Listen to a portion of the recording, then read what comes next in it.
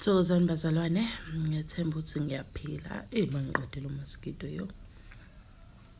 But yeah, ngiyathemba ukuthi ngiyaphila boGogo noMkhulu. Bazalwane, nina ithunywa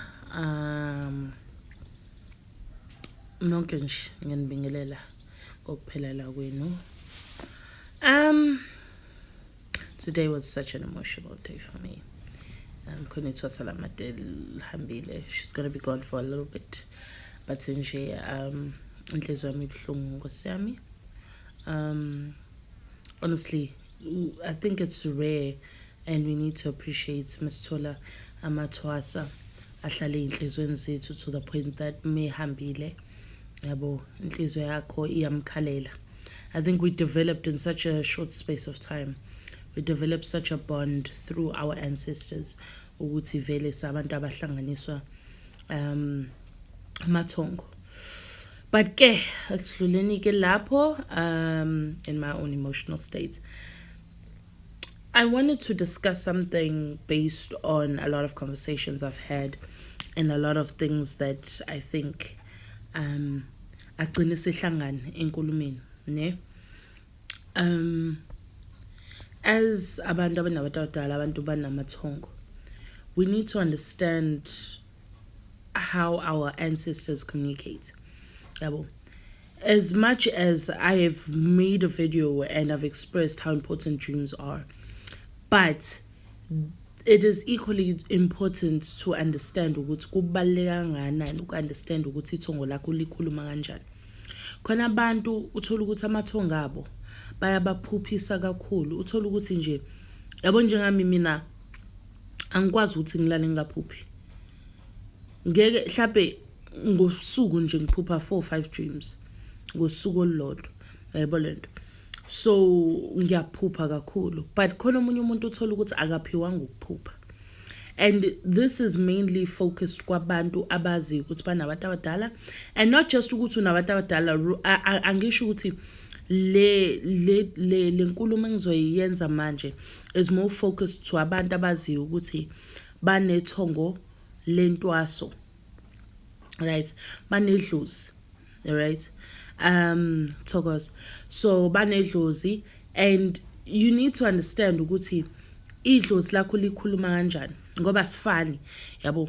Njoba amadlozi ethu angafani nala sithwasa khona kungafani, la sikhonjwa khona akufani, izinto esenzelwa zona azifani. Nalapho iDlozi lethu indlela elikhuluma ngayo akufani. So into efanele si understand lento, into efanele sijulele lento leyo, because sometimes uhlangabezana nomuntu kufika umoya othi mbuzo ukuthi athwase ngani lo muntu, ne? Umuntu athi but mina ngazi ukuthi fanele ngenze igobongo or mina ilento ukuthi asifuna ukulalela ukuthi amadlozi ethu akhuluma kanjani. Sibukela ama video and singawabuki with understanding, ne? Siwabuka sitshela ukuthi okay, njoba kuhlezi kuthiwa how do you know, ama video enze ukuthi okay, how to know ukuthi ufanele uthwase, without actually listening, with understand ukuthi no, ngiyayizwa lento eshoyo but nginalento ukuthi ngiyazizwa ukuthi ekujuleni kwami fanele ngithwase, but angazi ukuthi ngingayichaza kanjani. Khona ama basics njengamaphupho khonjiswe ke ephupheni ukuthi okay fanele uthwase, all right, sharp. But what happens to lo muntu lo we iDlozi lakhe alikhulumi ngephupho? Lo muntu umiswa kanjani? Lo muntu ufana athwase no 60, lo muntu ufana athwase no 50, lo muntu ufana athwase no 30. When bengathwasa mhlawumbe na 18 uthola ukuthi iDlozi lilala imele limlendile, yabo. Athwase na 18, athwasa no 20, athwase no 25 kanje, yabo. Why should we wait for years in order to wait for that one sign esikhombisa ukuthi fanele sithwase? Why singahleli si understand ukuthi yazi iDlozi lami linokuthi likhulume kanje, iDlozi lami linokuthi likhulume kanje. Sometimes uthola ukuthi mina ngeke ngihambe kuzwakala ngathi indlebe yami igcola amanzi. Ngisuke sengiyazi ukuthi no, iDlozi lami khona ofuna ukukhuluma, khona into abafuna ukuyisho. Sometimes uthola ukuthi mengihamba ngivele ngihlaba into la amazinyweni ngathi ngiphethwe izinyo, yebo lento. Ekuphathweni kwami izinyo ngiyazi ukuthi no man, indlela yami yokuthi iDlozi lifuna ukukhuluma. Like ngizonza umzekelo, ngine habit ukuthi mhlambe meyade ngihambile ne okay fine uthola ukuthi ngibikile ngasho ke msamo ukuthi okay namhlanje ngiyolungisa into e1 2 and 3 efana ngiyozenza mhlambe mekuthi ifane ngiyobheka imithi mekuthi ngiyolungisa indaba yami yomsebenzi wami wesilungu ngiyolungisa indaba yami yomsebenzi wesilungu iDlozi lami lizongikalela isikhathi ukuthi okay lo muntu uphumela endlini ngo7 ne njobe ephumela endlini nomuntu ngo7 ngo4 ngo5 or late 6 o'clock iDlozi selingilindele ukuthi fanele ngabe sengisesigodlweni mekwasha u6 ngingakafika esigodlweni without fail at 1:06 ngiphethwe izinyo yonke le ndawo and funny enough la ngiphethwe khona izinyo indawo la nganalo khona izinyo khona indawo nje la where one spot where I don't have a tooth and ila iqala khona itooth yami yabo lukunqanqe that whole part until ngize ngibe endleleni ukuthi okay sengifike endleleni the minute ngingena esigodlweni liphela izinyo lami. So you need to understand all those forms of communication ukuthi njobe ngikhonjiswa kanjena or iDlozi lami likhuluma kanjena or uthola ukuthi khona njengami khona there's inyoni ehlezi ifuna ingena ngqo endlini izoba la ngase ijikela ngasentsikeni esigodlweni masisiqedile ukuthi iculeke you know birds chirp after the bird is finished with chirping ihambe ke iphume ke esigodlweni leyo nyoni every day without fail ngo12 izongena whether kuyanetha or kuyashisa leyo nyoni izongena ngo12 ijike entsikeni ihlale ibuke igqolozela umsamo mayiqedile ijike entsikeni iphume. That's my ancestors coming through. Yayibona ilona la ngaphezulu ngase engodweni kunokuthi kufika inyoka lapho ilenge lapho for that however period besinyamalala. Those are my ancestors coming through and showing themselves. Sigeslinde for some magnitude of a sign emaphupheni ethu and our ancestors don't always show us through dreams, is it? That's just how it is because if sonke sizophupha that means we all have similar ancestors and that's not the case. Some people have amadlozi, some people have isithunywa, some people have both, which goes to show ukuthi izinto indlela ezenzeka ngayo will never be the same. Another thing, ancestors understand and boGogo olana yaz. Now I'm having this conversation and we just had this conversation. But and ancestors understand the times in which we are living. Izinto asafani njengandulo. You know, sometimes certain sangomas zazithwasisa, some sangomas didn't. And there's certain, especially generationally, menginenkinga. Uthola uthi njengami ekhaya uma akathwasanga ukhulu wami akathwasanga. So I need to first fix those problems, fix ikhalo zamandiki namandawo asekhaya. Before I can properly focus on my twasering journey, before I can focus properly on uphehlo lami as mina, as an ancestor on my own.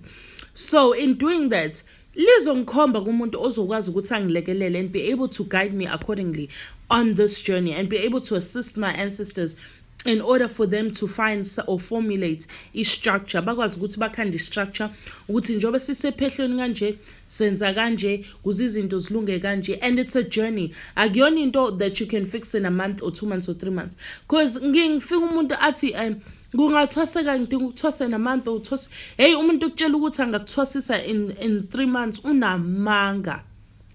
There is no such.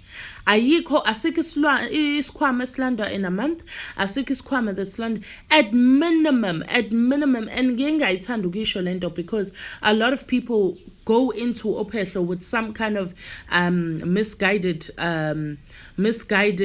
idea ukuthi bazothwasa within 6 months. Yebo akukho ukuthi ungathwasa in 6 months mekuthi kukhona inkinga ekhaya okhona izinto efanele ilungiswe kuqala. There are things mina within uphehlo lami mawuphehla ne uyaphehla kukhambe lakho uphehla amandiki namandawo some people umndiki umndawo uDlozi nesithunywa whatever the case may be uyaphehla ukhamba lakho mawuphehla right kuzovela ukuthi kunenkinga kanje ekhaya. What happens is awuyeka ukuthwasa awuyeka ukuphehla uyama. You fix that particular problem and you go back to inkamba zakho. Because the first thing that ancestors want to do is they want to clean. Ngeke uzuhlale ekumuzi ongcolile. No one can live in a house engcolile. No one can live in a space that is crowded. Indlu moyifica igcwele amabhokisi, igcwele ukubola, igcwele ukungcola. You're not going to live there. Uzoqala ulungise, ustructure kahle. Uzubona ukuthi no, isiyangithokozisa le ndawo. Sengakwazi ukuthi ngihlale kahle. That's the same thing with iDlozi. Lifuna iDlozi indawo eclean, indawo ehlelekile, indawo ene-order. Kuze izokwazi ukuthi iqhubhe umsebenzi ngendlela. Some of us sihleli nje sithwasile but into yethu ayina structure. Into yethu awuyibona ukuthi inqubekelo phambili yakho injani. That's why we always try to find easy ways as healers in order to cut corners. Akukho ikhona ongayikhatha ephehlweni. There is no corner. Akukuthi no, we can short change here singenza kanje. Mekuthi ifana ube phehlweni for a year, ube phehlweni for a year. If ifana ube khona for 2 years, then ube khona for 2 years. If you have to be there for 5 years, then so be it. But iDlozi likubeka lapho because liyazi ukuthi kukhona izinto ezifanele ilungiswe kuqala. Kuze sikwazi ukuthi liphakame kahle, liprospere kahle. Sinenkinga nje, sinezinto ezingalapheki because besifuna ukuthatha amadlozi ethu siwafake in a space engcolile, engahlelekile, engana structure. iDlozi does not sit lapha endaweni enjalo. Mofuna ukuthi uphumelele ethongweni, you need to figure out mawuphehla ukuthi mele ikhombisa into ethile ukuthi yini inkinga. Sometimes uthola ukuthi izokhombisa through umuntu ozofika hlampa lasho, ne? And I'm just making of examples of izimo sengiyibonile. Uthola ukuthi hlampe wena ubulethe usisi wakho, for example, ulethe udadewenu ukuthi azolashwe esangomeni esithile. Sivele sithi sangoma, okay, ngiyayibona inkinga yasisi wakho i1 no2 no3, but yena into yakhe yalungiseka, iwena onenkinga ekanje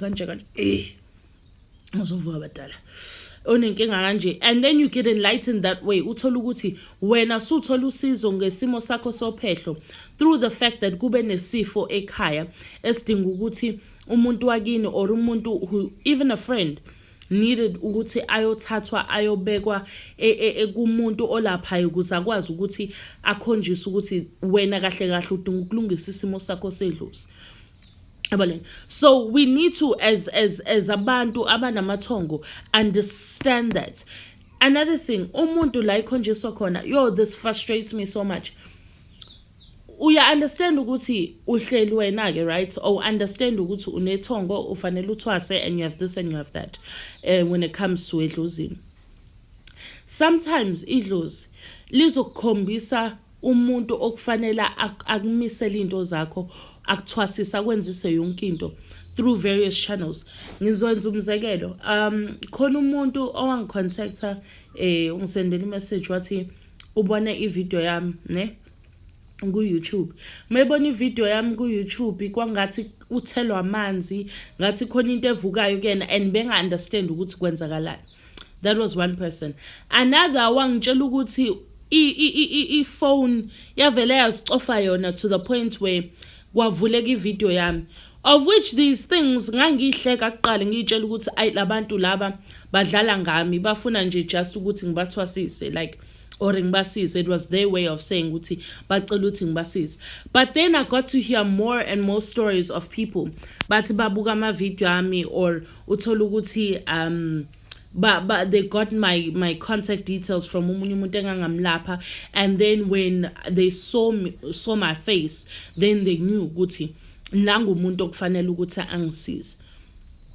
The one thing that you need to understand ukuthi however iDlozi elizokufikisa ngayo kumuntu ofanele ukuthwasisa lizokufikisa. Sometimes it's through ukuthi ubuke my Instagram videos, or you ubuka my videos on YouTube, or uthola ukuthi uletho umngani wakho uzolashwa lana, or whatever the case may be. But iDlozi finds a way ukuthi likuthathe la ukhona, likubeke la ozokwazi ukuthi ulashwe khona. And in doing so, ngeke likuthathe likubeke kumuntu onganayo izinto eziphethe.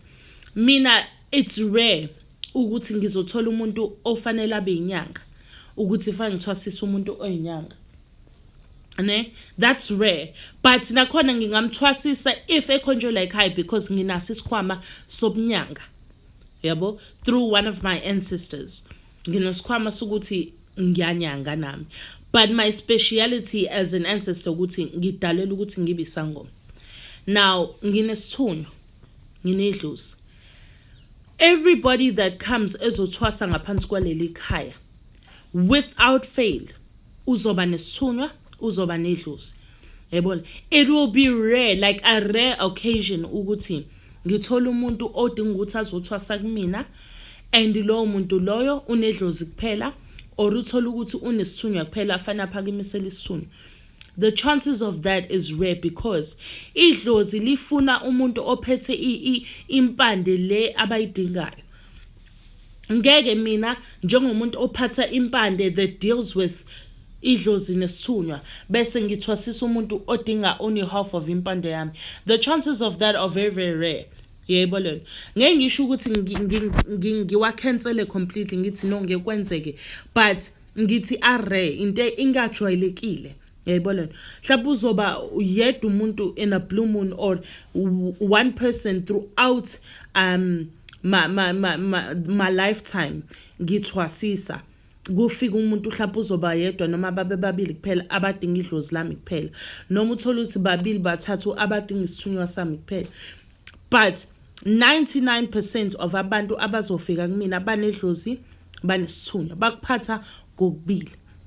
Then ke bese siyayijulela sithi okay mina ngiphiwe isikhwama sokuthi ngizohlolela abantu ngamathambo, right? That means ukuthi abantu abazofika kumina bazoba nedlozi bazoba nesithunywa and most of them bazoba nesiphiwo sokuthi namathambo bazokwazi ukuthi bahlole ngawo, right? Sijule even further. Nginabalozi. So that means ukuthi abanye babo, not all of them because sisiyajula specialize. Most of labantu abazofika kumina nabo bazobe benabo abalozi without fail. Uyayibona nto why? Because uma wabo wasedlozini unazo lezi zinto lezi. Abalozi amakhosi aphezulu depending ukuthi ukephi nendawo but wona amagama engikwaziyo lawa ayo. So abalozi noma amakhosi aphezulu. So ilezo zinto phinde futhi sijule even further. Umuntu ozofika kumina isikhathi esiningi uzobe nayo idlozi lamanzi because mina nginedlozi lasemanzini. So umuntu ngeke ukuthi sometimes we want to go to people just because umuntu othile ubona ukuthi uyayipush agenda yakho or unje and it appeals to you instead of listening to ukujula kwakho. Because I know isithando kade ngikhuluma naso earlier. I asked her ukuthi ukujula kwakhe kuthini. Uyayibona? Because for me it's important ukuthi ngenza umuntu understand ukuthi uphehlo lakho lulele kuwena alele kumina. Mina I'm just a guide. I'm just ithonga libekiwe ukuthi likwazi ukuthi lilekelela abantu bakini ukuthi mabaphakame bakwazi ukuthi bayimele bakwazi ukuthi into zabo ziphakame ngendlela zisebenze ngendlela le edingakalayo. Yabona ukuze nabo bakwazi ukuthi ba prosperish. Yabo. So we need to understand lezo zinto lezo and abantu ngabakhuthaza ukuthi you need to find a way ukuthi understand ukuthi ithongo lakini likhuluma kanjani and understand ukuthi njoba khona omunye that I told them ukuthi you need to understand the purpose of ithakazelo. Understand ukuthi mobiza abantu bakini what does that mean? Yebo. Because even when I tell people ukuthi learn who you are as a person. Before ungene ephehlweni, these are things that you need to understand. Zazi ukuthi ungubani as umuntu. Because njengami nguthandiwe igama lami eliphelele. So fanele ngizazi as uthandiwe ukuthi ngubani. And then ngizazi as an ancestor ukuthi ngubani. So ngizazi ukuthi mekuthiwa ngugatsheni kuboya benyatho obusonga busombuluko ngumpongo zingelwayo. Nina bandlovu ezihle ekhaya ngoba nisole balusi zothi zolusi umuntu omuntazana makwande. Nina bomthiyana bathi bothi amadoda. I need to understand that as a whole. What does that mean? Understand that in its entirety, because sometimes kumnandi ukuyibiza uyithakazele uyibize as a clan without really fully understanding ukuthi what does that mean, ukujula kwayo leyo nto ukuthi ichaza ukuthini. And then understand who you are as iDlozi lakho elikuphethe. So understand who you are in ithongo lakho, and how you function, and how you move, and how you vibrate. Yebo le nto, indlela umoya wakho ophakama ngayo. And understand yini le phakamisa futhi umoya wakho. Because in all of that, when you have that alignment yokuthi uyazazi uthi ubani through amathongo akini abangasekho, and understanding who you are as iDlozi, those three you shall align bese ube a balanced person. Ube a balanced person ethongweni, being a balanced person as umuntu onabantu abadala omele ukuthi alaphizwe. So Tina, we fail at these things and we fail at these structures bese sithi sirojiwe or asenziwanga ngendlela or izinto zethu ayiphakami ngendlela sizisigijimela ukuyothwala because we're trying to take shortcuts in life instead of understanding who we are. Because iDlozi liyazenzela, iDlozi alilinde umuntu, iDlozi liyilungiselele izinto zayo, but you cannot be guided in how to do that and in how to understand ukuthi iDlozi kumele ithi liyalungisa kanjani, because us understand kwasekuqaleni ukuthi amadlozi ethu akhuluma kanjani nathi.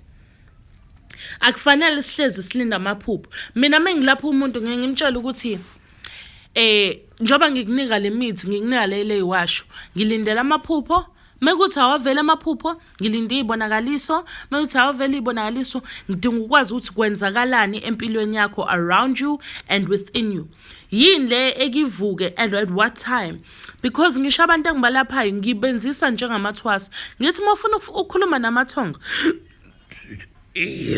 mawufuna ukukhuluma namathongo, you need to understand ukuthi ukhuluma nalo before ulale, right? And then ukhuluma nalo ngo-3. U-12, I'm not a big fan of 12 o'clock for izathu eziningi that engiyobuya ngiyichaze ngelinye ilanga. But mekuthi nakuwena kuyakhuluma ukuthi vuka ngo-12, that's fine. That means ukuthi abantu bakini ngisho bayathanda ukuvuka ngo-12. But nginguncamela u-3. Yabo. U-3 na mina mengilapha abantu ngiyabatshela ukuthi ke on the senior side ngizodinga ukuthi on the senior side ngizodinga ukuthi uvuke ngo-3 ukhuleke bese wenza ukuthi nokuthi ke depending on ukuthi ngimlapha ngayiphi inkinga. But 3 a.m. is so vital. So mina when I treat people ngiyabajwayeza ukuthi in order for ukuthi ukwazi ukuthi uphakame ethongweni and izinto zakho zilunga ngendlela, u-3 awukwazi ukuthi wena usahonqa. U-3 o'clock awukwazi ukuthi wena uyahonqa. Vele kuthiwa ngoba thina sithwasile o thina siyathwasa, kuthiwa wena othwasayo ufana uvuke ngo-3. Sometimes awudinga ukuthi ubusuthwasile ubuvuke ngo-3, uzijwayeze ukuthi mawufuna ukukhuluma namathongo akini, ufuna uku-understand ukuthi kwenzakalani ngesimo sakhe sempilo, vuka ngesikhathi sabo ukhulume nabo kuze nabo basuke be-alert ngaleso sikhathi, basuke benesikhathi sokuthi bakhulume nawe. So zinika ukuthi ukhuluma nabo ngesikhathi sokuthi even during the day ngo-12 o'clock if you take a moment during the day ngo-12 nje, even if it's 5 minutes, ukuthule nje ujule ngaphansi kwakho, ithongo lizokhuluma if kumele ukuthi likhulume. But we need to understand, sibe very aware ukuthi amadlozi ethu awakhulumi ngokufana. So musana ukuthi nihlale ningayo emaphehlweni ngoba nithi nilinde iphupho lizothi hambe ephehlweni indaweni ukuthi, or hambe uyophehla kumuntu ukuthi. Sometimes just by you ubuke izinto mhlambe mina ngiyipostayo, or ubuke izinto eziposta omunye umuntu, or uhlangane nomuntu ngendlela engaqondakali, that is saying ukuthi nangu lo muntu ofana ngithwasise, or nangu lo muntu ofana la ngithwasise, or nangu umuntu ozongilungisela isimo sami sethongo. Because abantu abaningi bayahlala bengaye emaphehlweni because they are waiting for a sign. Sifundiswa ukuthi la ofanele uthwase khona ukubona emaphupheni. You don't always see it in dreams. Because if that was the case, ngabe baningi abantu abangene early emaphehlweni bethi ngoba nakho kuvele ephupheni. Khona abanye abantu abavumbuka khona esigodlweni somuntu. And lapho isuke sekushuba kakhulu. Lapho usugulela ukufa. Usubangwa nezibi isikhathi esiningi mase kwenza kanjalo. Of which those ningayikhulekela into kanjalo because sometimes kusuke sekunzima kakhulu and indlela yakhe isukusunyekela ngendlela ongeuzuqala uyiunderstand. So we need to learn, take isikhathi sifunde ukuthi sibajulela kanjani abantu bakithi and sikwazi ukurecognize sibone ukuthi no yazi ubaba omkhulu mekuthi khonto ayifunayo ukhuluma kanje ufika kanje ufika ezinyoni ufika ezinyoka ufika ezunwabo hey mina because nginamathonga amaningi ngiphatha izikhwama ezahlukahlukene ngifikele mina unwabo luke livele nje edongeni all of a sudden ungazi ukuthi liqhamukephi yabo those abangazi ukuthi yini unwabo it's a chameleon. So a chameleon is also isilwane sedlozi. It's one of the creatures that ezivelayo when it comes to izinto zethongo uyayibona. So izinto mina ke eyihleze ifika la it's a chameleon. So unwabu inyoka inyoni inendle, so that's a cricket. Inyoni is a bird. Ishongololo, and ishongololo ke like qhamuka emsamo ungazi ukuthi kwenze njani. Ishongololo ke livele emsamo. I'm trying to think real fast. The other day, and this was the first time it ever happened, and ongangitshela ke ngesizulu or angitshele ngolunye ulimi ukuthi what this is. It's not a firefly. Lento ekhanyayo ebusuku evela ikhanye it lights up. It like literally it glows. A glowworm, yes. A glowworm. So sengangitshela ukuthi yini ke ngesizulu ke leyo nto or in your mother tongue. But I glowworm iyangena from the door yazo yohlala emsamo. Isihlalile I think for like an hour or two. Yaphinde yama ngasesicabheni glow. And then iyanyamalala futhi. So those are the creatures esivamisa ukuthi zivele kumina esigodlweni. So sometimes abantu bakithi oh yes no gogo. Ugogo is a praying mantis. Yes, is it a firefly?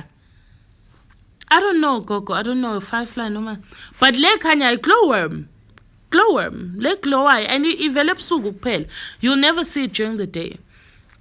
So yeah, what was it? Yeah, so ngiyacabanga manje, I got thrown off actually. Yeah, so oh yes, praying mantis as well.